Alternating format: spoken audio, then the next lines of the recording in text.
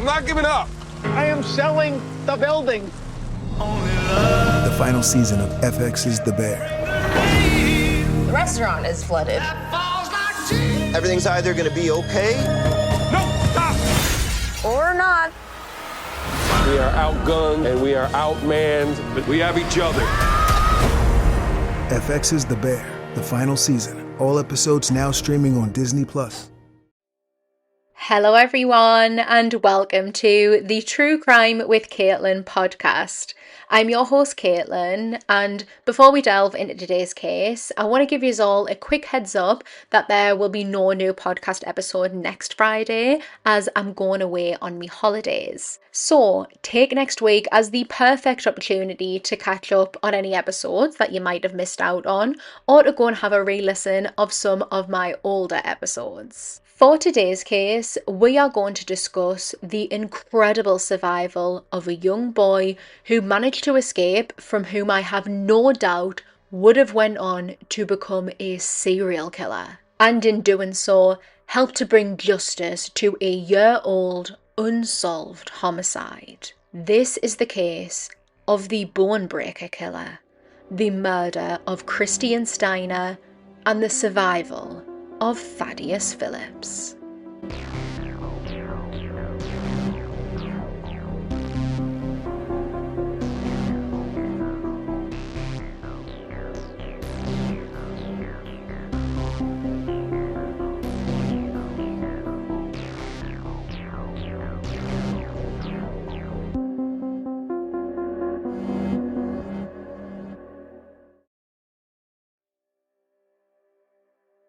In July of 1995, the residents of Hine Road in Baraboo, Wisconsin, got a new set of neighbours.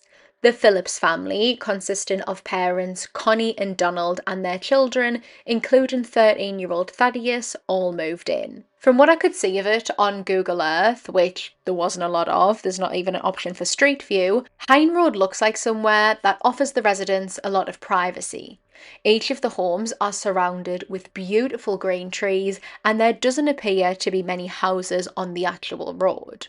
Thaddeus, who went by the name Thad, enrolled at a nearby school, and by all accounts, everyone was settling in well, still getting their bearings, but slowly settling. On the 29th of July 1995, the Phillips had all enjoyed their tea together before cramming onto the couch in front of the TV to watch a movie, a core memory for the family as this was something they enjoyed doing together. Something almost as regular as watching a movie together was Thad falling asleep on the couch halfway through it, and that is exactly what he done on this evening. A few hours after nodding off, Thad feels himself getting lifted up off of the couch, and without even really opening his eyes, he assumes that it's his father, Donald, scooping him up to carry him up to bed. That is what he usually done, and that must be a universal thing because I'm sure many of us have those exact same memories for when we were younger. I know that my uncle always used to do it to me. When Thad's eyes do flutter open though, it's not his father that he sees. It's a teen boy, someone at least double himself in stature and who easily had a few years on him. In his half-asleep, confused state, Thad doesn't ask too many questions. One report stated that this stranger told Thad that he was throwing a party at his house, and when he started listing off some of the people who were already there, Thad relaxed because he recognised those names. He assumed that this older teen must have been friends with his brother or something, and so feeling more at ease and relaxed, he nodded off back to sleep. Unbeknownst to Thad, all of his family, brother included, were fast asleep, tucked up in bed, in a house that he was being carried away from. Thad was taken to the house of this teen boy, which was maybe half a mile, maybe a mile or so away, so not far at all. During the journey, the teen was described as being quiet. He was calm, friendly, chatty, the nicest person ever, giving off absolutely no red flags, no cause of concern. Obviously, aside from whisking Thad off his couch in his sleep. But once this teen arrived at his home, he switched. This teen being 17-year-old Joseph Joe Clark, who from the outside appeared to be a pretty normal teenager. He was described as a bit of a bully by some, he had a regular group of friends, and he also had a girlfriend. When Joe scooped Thad up from his couch, his parents were away from home. They did often go out of town. Upon arriving to his doorstep, Joe dropped Thad from his arms onto the hard ground beneath them, shocking Thad awake. Before Thad even had a couple of seconds to gather where he was or what was going on, he was ushered inside to what was described as a ramshackle of a house.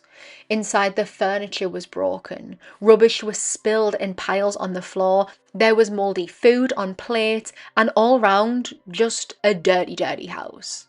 With Thad in front of him, Joe ushers him inside the house, through the living room, and upstairs to his bedroom, where the two sat on Joe's bed, marked with soil stains. For a couple of minutes, they had just sat, and they're just generally chatting, talking about model cars and baseball cards, all things that Thad was interested in.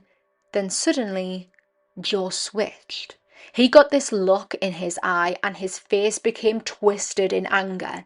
He pounced on Thad, pinning him to the bed, and got a hold of his right foot. As Thad was trying to get Joe off him by kicking him, punching him, doing whatever he could, none of it fazed Joe, who began to twist Thad's foot. With all of his might and focused concentration, Joe continued to viciously twist at the foot until he heard a sharp crack. Thad's ankle snapped and his foot was now the wrong way around. With the pain of having his ankle physically, manually broken, Thad froze in shock. Joe got off of him and he appeared to be excited, but the face that he was pulling was also one of disbelief. He cupped his face in his hands. He couldn't believe that he had actually done it. With him momentarily distracted, Thad bravely tried to make a run for it, moving slower than he usually would with a twisted foot and broken ankle, mind ya, but he was away. He ran out of the bedroom, raced down the stairs, all the way through the living room into the kitchen, where he was making a desperate break for the door until he heard Joe chasing behind him. Joe wrapped his arm around Thad's neck, putting him in a headlock, and dragged him back into the living room, throwing him on the couch. Joe was angry at Thad now, and so, without any sort of hesitation, blocking out Thad's pleas and cries for him to stop, Joe bent his right leg, twisting it around with such a ferocious amount of force that his thigh bone, which is his femur, and his hip bone both snapped. Pain coursed through Thad's shaken body, there being so much of it that he passed out. When he regained consciousness, Joe was still sat beside him on the couch, only that anger glaze over his eyes was now gone. He seemed calm and normal, and Thad didn't want to set him off again. He was terrified about what Joe would do to him. He had actually tried befriending his captor, hoping that it would make Joe not want to hurt him anymore if he saw him as a friend. The two began talking, and Joe confided in Thad, which I can imagine was horrifying to hear given the circumstances and what had been done to him, that he, Joe, had a fixation with bones, specifically breaking them because he enjoyed the sound of it. I can imagine Thad's heart beating out of his chest with every word that was coming out of Joe's mouth. For a few hours, the two sat beside each other on the couch watching the telly, and Thad recalls himself repeatedly looking towards the door, eyeing it up, hoping that someone would come knocking, maybe his father, maybe he could be saved. But no one came to that door, and the next time he looked at Joe, he once again had that sadistic look in his eye. No one came to the door to save Thad from what he was about to endure. Amazon Health AI presents Painful Thoughts. Why did I search the internet for answers to my cold sore problem? Now I'm stuck down a rabbit hole filled with images of alarmingly graphic sores in various stages of ooze. I can clear my search history, but I can never unsee that. Don't go down the rabbit hole. Amazon Health AI gets you the right care, fast. Healthcare just got less painful. The Hulu original series, Furious, now streaming on Hulu and Hulu on Disney+. There are 3 victims we know of. The suspect is female, white, late 20s. Female serial killers kill for power, control. I believe there's a deeper motivation here. You have no idea who you're dealing with, and you are going to end up dead. I've been waiting for you. Watch the Hulu original series, Furious, now streaming on Hulu and Hulu on Disney+. For bundle subscribers. Terms apply. Joe Clark had once again switched, and he would do this at the click of a finger without warning and without reason.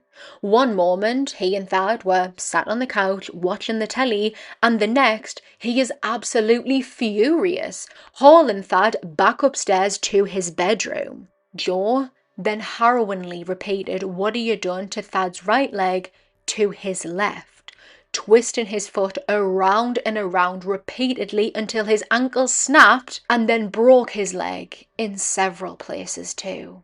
Once again, Thad had tried to defend himself, and he later said that after the excruciating pain, the feeling of his left leg breaking, he got some sort of rush of adrenaline.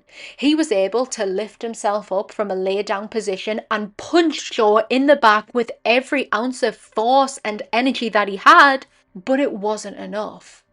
Joe would take hold of a pillow and forced it over Thad's face, momentarily holding it there. Thad couldn't breathe before he pulled it away and threatened to kill him. If Joe's eyes didn't give away just how serious this threat was, what he said next absolutely did. He wouldn't hesitate to murder Thad because he had done it before, and he detailed to Thad exactly what had happened. This being used as a tool, as a threat, to scare and to get Thad to submit to him. The amount of pain and fear that this young boy endured is absolutely unthinkable, and even now, with 2 broken legs, Joe isn't finished. He taunted Thad, telling him that he was only just getting started. He was just warming up, which was horrifying to hear. The mental torture now being implemented, cemented. In preparation for exactly this, Joe had been stockpiling supplies. Crisp, clean white socks and elastic bandages, along with an old pair of leg braces. He wrapped up Thad's injuries with multiple pairs of socks and bandages, almost like he was creating a makeshift cast to try and heal the bones. He wasn't doing this to actually nurse Thad back to health though. He was doing it with the full intention and expectation of re-breaking the bones to once again get that thrill. He wanted to heal them, then re-break them again, doing this repeatedly over and over in a sadistic cycle. And it doesn't take a day or 2 for broken bones to heal. I've broken my arm, the same arm, twice, so I know just how long it can take. So that poses the question, how long was Joe planning on keeping Thad captive?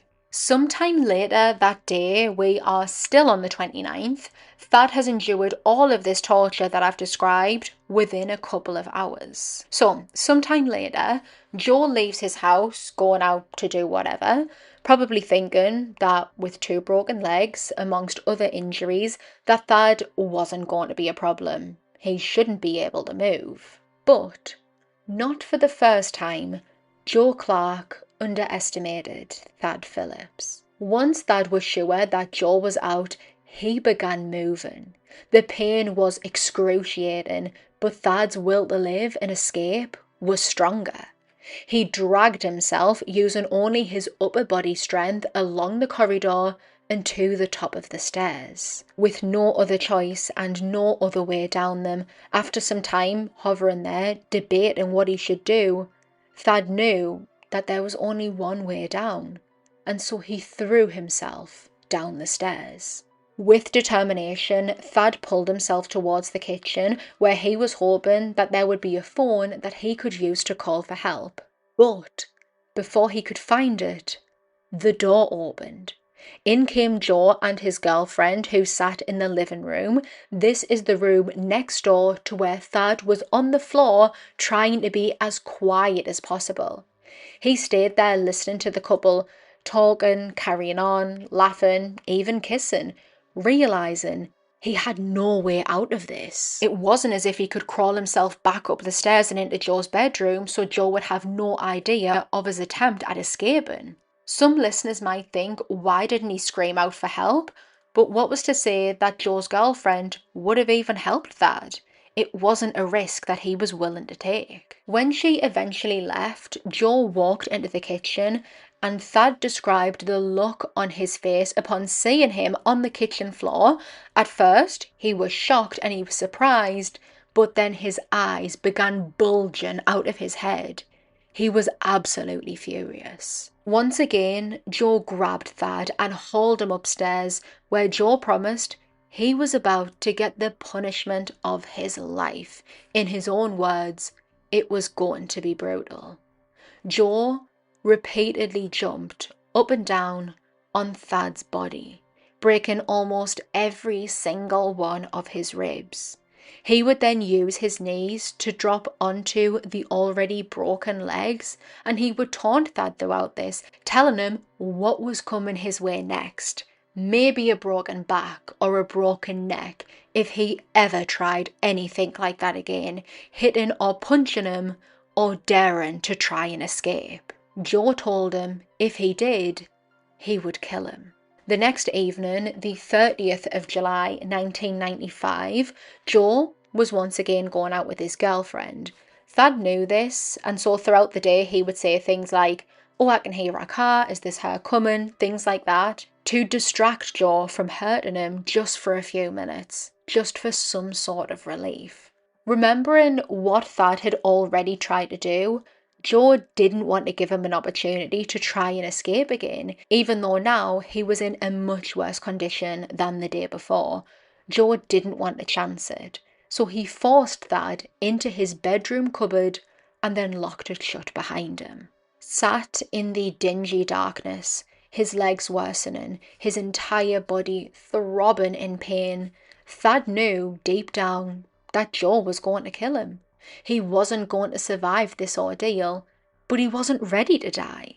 He needed to take this opportunity, which might have very well been his last, to try and escape. Thad started to rummage around all of the crap that was stuffed inside of Joe's cupboard with him, when his hands touched something heavy and firm. It was a guitar, and that was enough for Thad, who gripped it with both of his hands, and with all of his strength and all of his might, he began to smash it against the cupboard door over and over until the panel popped out and he was able to free himself. Thad then began his escape, dragging himself across the ground and passing out every foot or so because of the excruciating pain. This time though, when he got to the top of the stairs, he went for it, no hesitation, and just threw himself down them. There was no other choice, and he needed to act fast. When he awoke from passing out after the fall, he made his way to the kitchen, where thankfully there was a phone on the wall which had a long winding cord attached to it. He was able to pull on the cord to wiggle the phone off the wall, and it dropped down next to him. Thankfully, this was a phone where the number dials were on the actual phone and not on the hook attached to the wall. If the number dials were up there, I don't know what Thad would have done. With the phone now in his hand, Thad called 911. The dispatcher who answered the call described Thad as being very calm and collected, as he described being kidnapped and having multiple bones, including his legs, broken. For a split second, an officer thought that this surely was a prank, but the dispatcher assured him, "This is not a prank, this is a child asking us to get there as soon as possible." They were finally able to trace the call and get to Thad just minutes later, them realising that this was no joke. Everything that he had said was true, from the condition that his legs were in to the obliterated cupboard upstairs. The fact that he had done what he had done was absolutely unbelievable and admirable. 43 hours after being abducted from his sitting room where he was sleeping on his couch, Thad Phillips was finally rescued. He was rushed to the hospital and had to have multiple operations to try and fix his broken bones. Here, the doctors would actually tell him that he had catastrophic internal bleeding, and if he had waited just another 2 hours, he would have been dead. He probably would have been dead inside of that cupboard before Joe even returned. His parents, Connie and Donald, were notified of the discovery of Thad and they raced to the hospital. Just hours after his kidnapping, Connie and Donald were already concerned when their 13-year-old son wasn't lay sleeping on the sofa where he had been left or in his bedroom. They conducted their own search, driving all around Baraboo, going along all the roads and the rivers, even venturing out to a carnival that was nearby, but he was nowhere to be found. There was the thought that maybe, because there was a carnival nearby, he had snuck out with some of his new friends and he was just out having fun. There was nothing inside of the Phillipses' home that pointed to anything bad happening. There was no sign of a struggle or altercation. It's not like the front door was kicked in or things had been scattered and it looked like there had been a fight. Connie and Donald hadn't heard anything during the night. It was just like Thad had gotten up and walked out of the door. If something like this had happened in their old hometown, Donald would have went to his neighbour's house from neighbour to neighbour to see if they had seen Thad or anything like that. But because they were the newbies, they'd only been there 2, not even 3 weeks, he didn't do that. He obviously had no idea that his son was being held captive just miles away. And about the time that Connie and Donald are driving around in the car looking for Thad, Thad is desperately looking at the door, hoping for his dad to knock on it.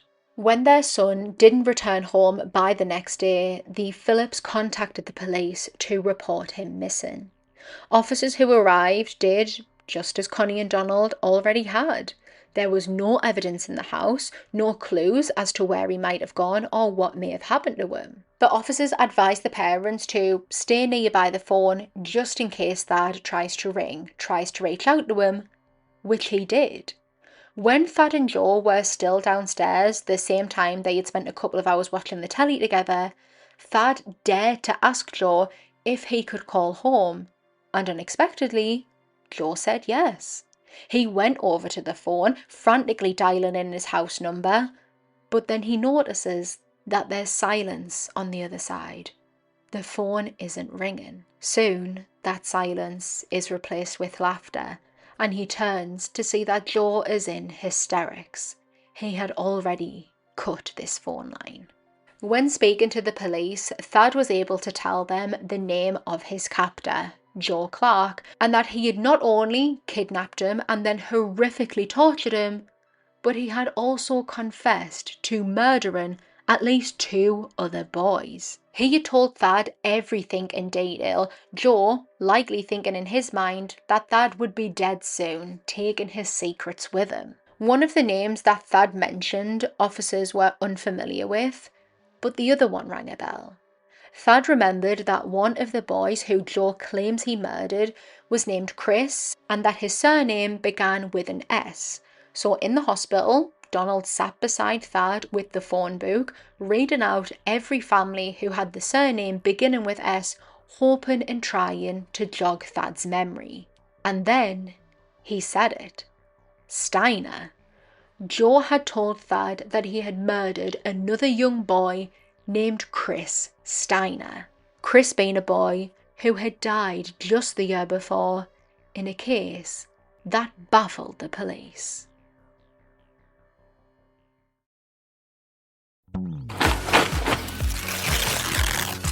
Yeah, cool! A Lego set is a gift that always clicks. And clicks. The end of the final lap, and we've got a champion. And clicks. For kids who love everything on wheels, choose a Lego set. A gift that always clicks. The GLP-1 pill you've been waiting for is now on Ro. Yep, it's finally here. With the same clinically proven ingredient. Now in a pill. And now on Ro. It's the first FDA-approved GLP-1 pill for weight loss. At the lowest price available. That's one daily GLP-1 pill for big results. Now on Ro. Go to ro.co/listen to see if you qualify. RX only. Go to ro.co/safety for serious side effects and boxed warning associated with GLP-1s. It was the 4th of July 1994, and Americans all over the country were celebrating Independence Day, 14-year-old Christian Steiner included. After what I can imagine was a very long and exhausting day, Chris headed to bed early to get some much-needed rest. His father George popped his head in the bedroom to check on Chris, who was fast asleep at around about 10 p.m, and all appeared well. By the next day, however, the bed was empty. Chris was gone. His parents, Kathy and George, contacted the police to report their son missing. They were highly concerned about his disappearance, and knowing that the police would likely assume that Chris was just another teenager who had snuck out in the middle of the night to go and party with his friends and hadn't returned home yet, Kathy and George were crystal clear. They were adamant that that wasn't the case. That wasn't in Chris's nature. When police arrived to the family home in Baraboo, Wisconsin, they would make some unsettling discoveries. Large shoe prints were discovered outside of Chris's bedroom window, an impression of them being left in the mud.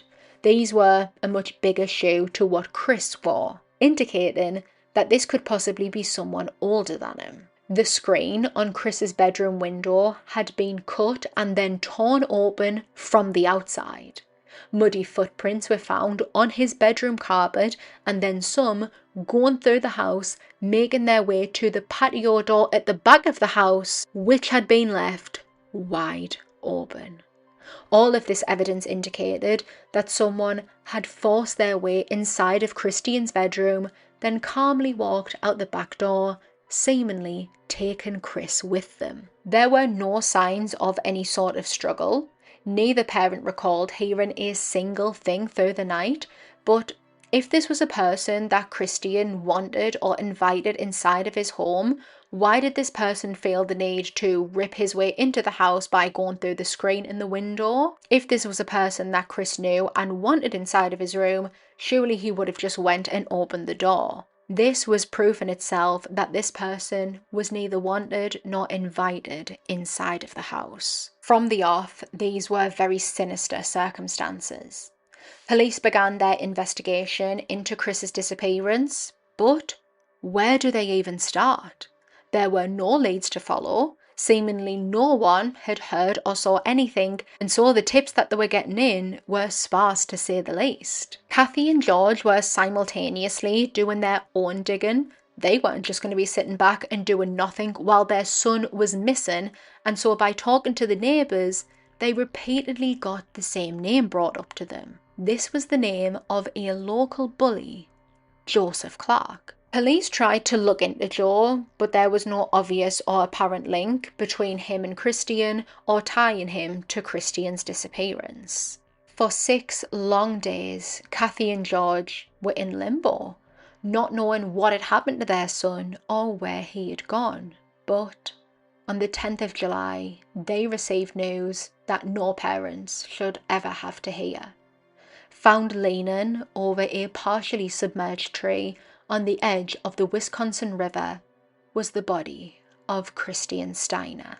He was found in an advanced stage of decomposition, and his body was in, quote, very poor condition, according to the officers. Chris had no immediate signs of trauma or injury. There was nothing on his body that was immediately obvious that caused his death, like if they saw a gunshot wound or a stab wound or something like that. When he was taken for autopsy, his cause of death was ruled as drowning, but his manner of death was undetermined. The pathologist couldn't confidently say if Chris's death was accidental, self-inflicted, or a homicide. Police continued to investigate what and where they could, exhausting each and every lead that came in, but they made exactly no progress. Christian Steiner would be buried days after his discovery, and his case pretty much came to a halt. That was until over a year later,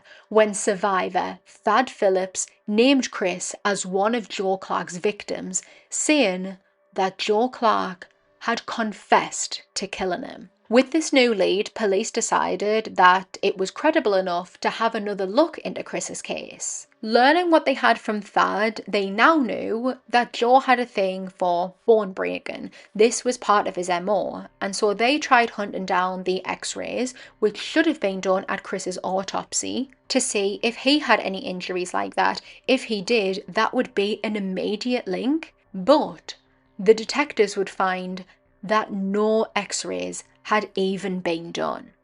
The body of Christian Steiner was exhumed, his grave dug out, coffin pulled out of the ground, and his body removed for another examination. And during this one, they discovered breaks in the bones of his legs. Christian had had his legs broken in 4 places, and his injuries were almost identical to those of Thad. It was now becoming clear what had likely happened to Chris.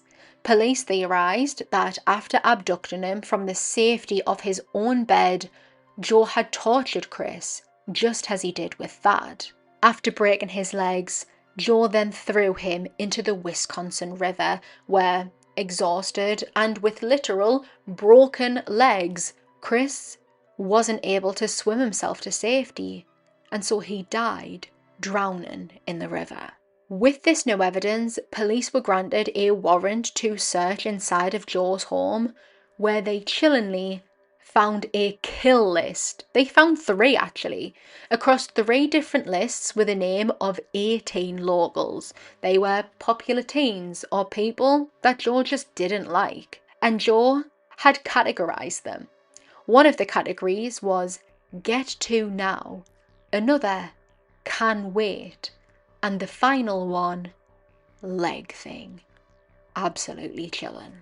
Going back to Thad Phillips now, after his rescue, Joe Clark was quickly arrested at a nearby bar, probably where he was with his girlfriend, and I would have loved to have seen his face in that exact moment, the second that he realised he had been caught, that he had once again underestimated Thad's strength, determination, and will to live. Joe Clark was charged with attempted first-degree intentional homicide, child enticement, mayhem, and causing great bodily harm to a child. He entered a plea of no contest, which essentially means that he wasn't pleading guilty or admitting his guilt, but he accepted that there was enough evidence there to convict him, and he accepted the punishment. He would claim that he had absolutely no recollection of kidnapping Thad or inflicting any of the injuries. At one point, he even alluded to Thad doing those things to himself. That Thad had broken his own legs in multiple places, broken his own thigh, broken his own hip and his own ribs, giving himself internal bleeding. Thad bravely testified against Joe, and he was actually excited.